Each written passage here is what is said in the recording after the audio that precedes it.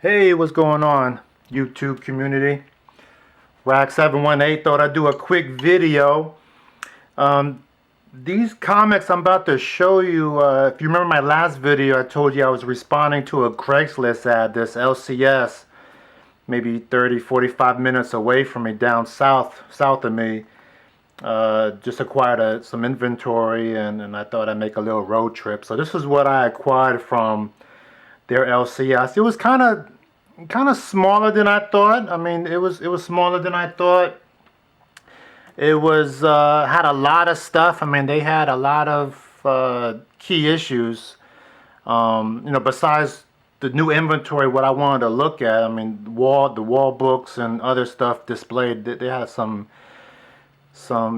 Predator, some Amazing Spider-Man 300. I mean, they had some pretty good issues, but my main focus was their inventory. So they must have had maybe 50 long boxes, and they were mostly like 95% raw. When I saw that, that kind of made me shiver a little bit. I didn't know about the condition of the comics, but for the most part, they were near mint.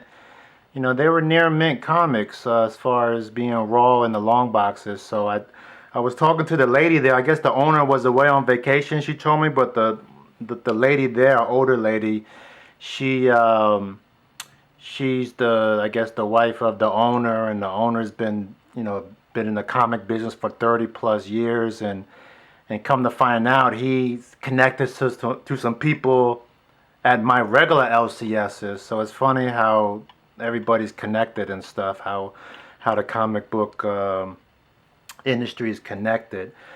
So anyway, yeah, I keep on bumping into this Blink, this Uncanny X-Men 317. It's like maybe my third or fourth copy, but as long as it's near mint, I mean, plus I'm gonna get it. I mean, I like the foil. It's a first appearance of Blink, so thought that was a cool comic to have. And and this is another comic. I got X Factor 29, first appearance of Fexia, the Genesis, the scientist. So this is like another copy.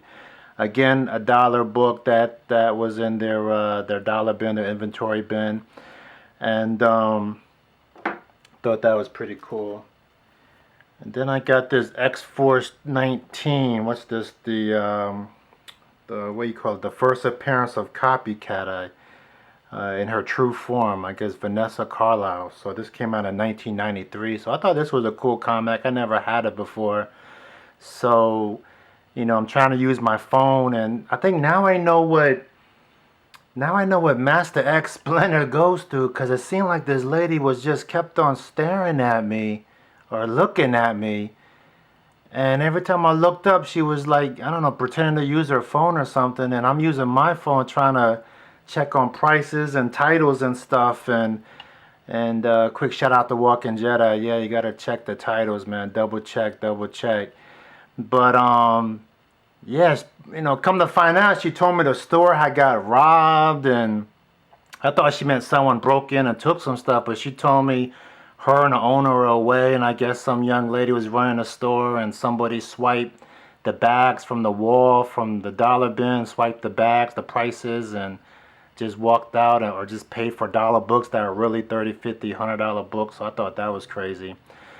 But anyway, yeah, she was like, "Oh, what are you doing? Checking the prices?" And I was like, "Man, I had to think fast." "Oh, no, no, no, my inventory. I'm checking my list.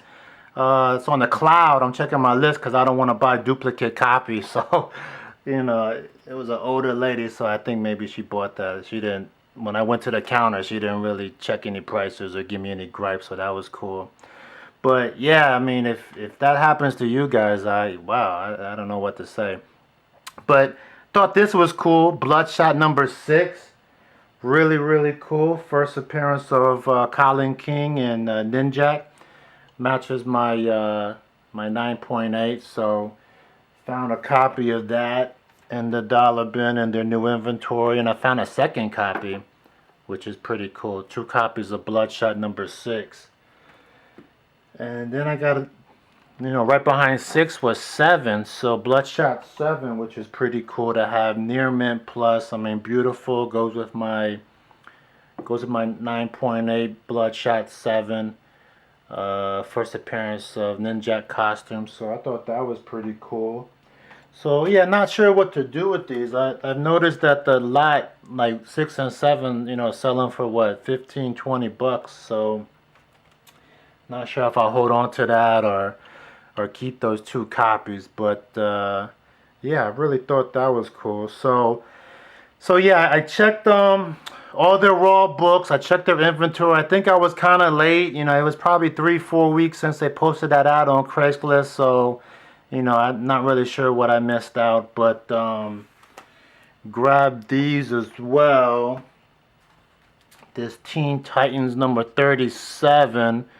What's this? The first appearance of Ms. Martian came out in 2003. So I never had this comic before, and I've seen it in some videos. So real cool cover, real cool issue, solid black, beautiful near mint copy there. And keep in mind, all these came raw, so luckily I never leave the house without my comic book box, as far as bags and boards and stuff. So I was lucky to get these, but I didn't have any bags and boards, so I had to put them in a box and be very careful. So I was done with the actually one more comic. Actually, hold on, before I show you that one more, I got this too in a dollar bin. External Warriors number 4. Again, matches my 9.8 External Warriors number 4, first appearance of Bloodshot, which I thought that was cool to add to my collection. Beautiful near mint copy, gorgeous. And then after I finished their raw copies, their new inventory, I checked their old stock, which was on the floor. Must have been another 30-40 long boxes, and I found this. And I saw this in a couple of videos, and then I double checked online, and that's kind of when the lady was bothering me. But anyway, Star Wars 49. This came out in 1981, the Last Jedi comic, and this is getting a lot of buzz as far as the secondary market. So got this for $2, believe it or not. But it's selling for like $15-$20. I looked online, so not sure what I want to do with this copy. Near mint, never, it goes well with my Star Wars 1, I guess, but just a beautiful comic. And it's funny because I'm sure this happens to all of you guys, but there was like some close calls yesterday too, and I don't know how to say this, but they had Action Comic 869, that recalled cover. I don't know if you guys remember, with the beer bottle. They must have had 4 or 5 copies of the soda bottle, 4 or 5 copies in different locations. So every time I saw one, I got excited, like, oh, maybe this is it.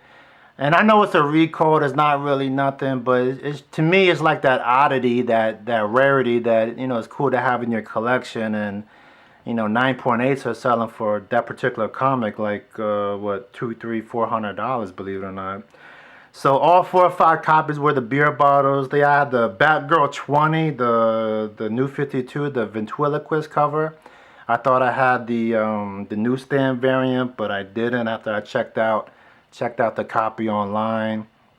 Shout out to Doom 143, I appreciate you. And Alpha Flight 51, they had like a full run of Alpha Flight. I'm sure this happens to you guys. 48, 49, 50, 52. Like, they don't have 51. And I don't know, I'm just a big Jim Lee fan. That's the name I remember collecting when I was younger. Jim Lee. All these other people, they're okay, but Jim Lee, Alpha Flight 51, that for some reason that stands out to me. I want to add that to my collection. And then probably the biggest comic, I almost fell off my seat when I saw it. But that League of Extraordinary Gentlemen number 5. This cover right here. Man, I thought I had the 1 in a million there. I thought I had the recalled Marvel advertisement, that League of Extraordinary Gentlemen number 5. I looked on my phone, I had to find out what exactly to look for, and it was like a female with douche advertisement. It was like one of the last 2-3 pages, and opened up the comic, and it was It was the other advertisement. So man, that was close. That was close. I got excited. But man, I know how you guys feel now. I never dug in them long boxes or dig for the gold as Freddy's called it. I never really dig for that gold. I've always had online subscriptions or go to LCSs. I never really did something like this, and not sure if I really keep on doing it. I mean, it is time consuming, man. I think I've gotten faster from my early Second and Charles days, but you could spend the whole day digging, especially if it's a big LCS. All their long boxes and to do it in a big city, like I don't know if what you can find in an LCS in a big city. Like I was kind of far away from the city, about an hour and a half from the city, and found a couple of stuff. But to each his own. It is kind of fun. You do kind of meet people and make connections, and there were some other customers that came to the store that were digging with me, and we kind of talked and joked and discuss movies and characters and comics. So I guess you do make connection, get out the house, stay active. So it is kind of fun. So yeah, I'm winding down as far as the semesters. So I'm just kind of having fun right now. I finished all my presentations, all my essays and finals. So right now I'm just 2 more weeks in the semester. Now I'm just listening to other students give their presentation as the audience. And then summer classes start back up May 20th, so I'll probably be locked down after that.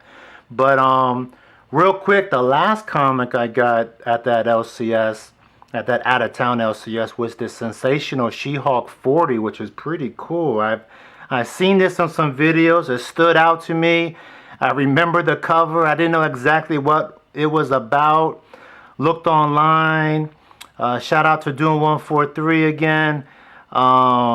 Yeah, I guess this is that classic naked jump rope issue that everybody's talking about that I've seen. So this is pretty cool. Came out in 1992. This is just a beautiful cover. I think I got this for $2, $2.50 with the discount that the lady gave me as a first-time customer. So yeah, I always ask for that. But yeah, it was a fun experience. I think that was pretty cool. She kept on saying the owner has like 2 million comics in the warehouse, and send me your want list, and the owner will find it for you. But in my head, that just gives the owner more time to price the comic appropriate. So I don't know if I want to do that. But anyway, you never know. You might get lucky and find it in the wild, as they say. So I think my next to-do list will be the Second and Charles north from me. I looked online. It's about an hour and a half away with traffic. So I might do that within the next 7 to 10 days. Just kind of go out there and trade in some stuff. I did some house cleaning this weekend. Found some old stuff that I don't want. I can maybe trade in Second and Charles, get some credit, and kind of see what happens with that. But yeah, that was fun. That was really fun. Went to an LCS I never been to. Responded to a Craigslist ad, excuse me. I never responded to. Never really found an ad like that. Made some connections. I got a business card from the owner. He's definitely on my LCS list as far as top 5, top 6 LCSs I talk to and go to. So yeah, real cool experience. And I think that's it. So live well, do well, everybody. And that's it from me. In closing, please collect what you want to collect and take care of those comics. Please take care of those comics. Take care. Talk to you guys soon. Bye-bye.